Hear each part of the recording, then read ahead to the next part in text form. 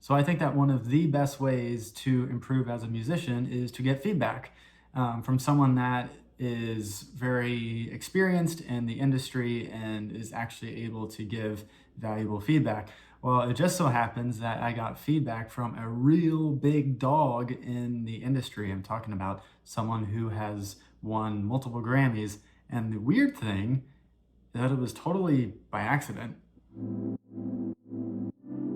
So I joined this service called PureMix. So I have taken multiple monthly courses in the past, and basically as a way to grow myself as a musician, learn better production and mixing skills. And while PureMix is mostly catering towards people who want to learn to mix better, me personally, I use it because they have this series that start to finish where you watch these videos of a well-known producer that going through and not only just mixing, but actually creating a track from scratch. And so I was going into it mostly with that mindset of utilizing that, because I'll be honest, I don't like mixing, at least the real nitpicky stuff about it. I wanted to just approach it from a, how can I produce sounds that naturally mix well together, so that when I do outsource my mixing to someone else, they don't have to do so much, stuff to it to make it sound good. And so that's what I did. And so if we look here, so this is what the dashboard is. I've been doing this series called Start to Finish, Ill Factor, Jimmy Douglas, and Dave Kutch. I haven't even finished this because it is an absolutely huge course. But basically you go through, Ill Factor is a producer that has worked with a ton of people. I think Justin Timberlake, Kygo maybe, Beyonce. I could be making some of this up, but it's like really big names. And so he produces a song with this guy named Jared Evans, and they go through the whole creative process on how they make the song. So Ill Factor goes through the song idea and creating like a vibe, and then they go through vocal production. They don't go through writing lyrics, but I know that that's not really the wheelhouse of this series. But I still got a lot of good tips on how to make cool production, ear candy, and arrangement, because this is definitely more detailed than the monthly courses. So if you felt like the monthly courses just kind of scratched the surface and you knew a lot of that stuff already, I would do this because this is dope. And then it goes through mixing. So then you see Jimmy Douglas do his thing, and he's been in the industry for 20 plus years.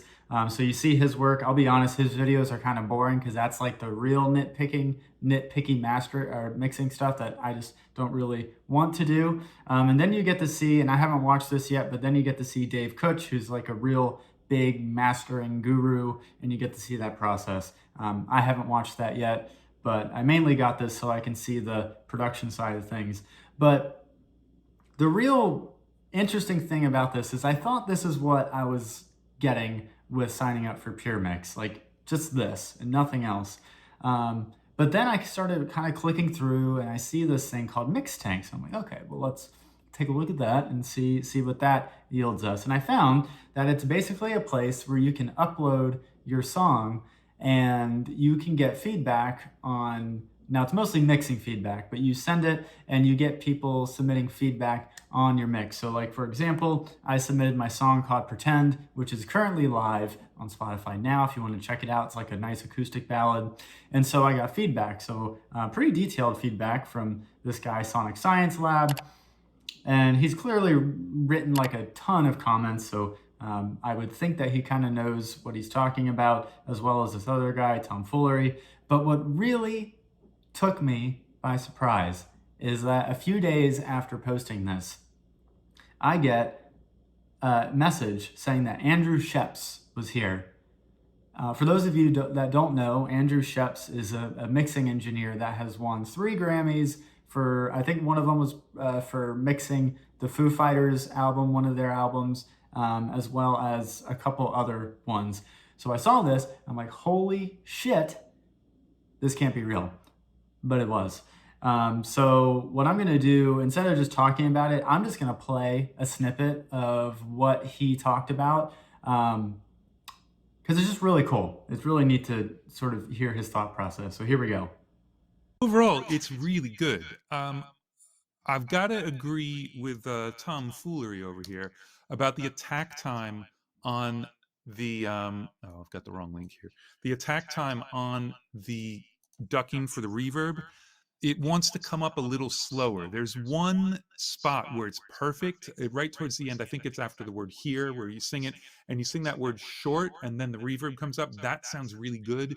I think you're going to have to automate, though, the way that side chain allows it to release, because it does sound unnatural, and I think it'll be a cool effect if it just comes up a bit slower. Okay, and that's pretty much his feedback, which I thought was really helpful. I knew that the sidechain reverb was sounding a little odd, so he gave some good advice. Now, granted, the advice wasn't too dissimilar from what other people have written, but it's just really neat to see that Andrew Sheps commented and gave feedback on my video. Like, holy shit.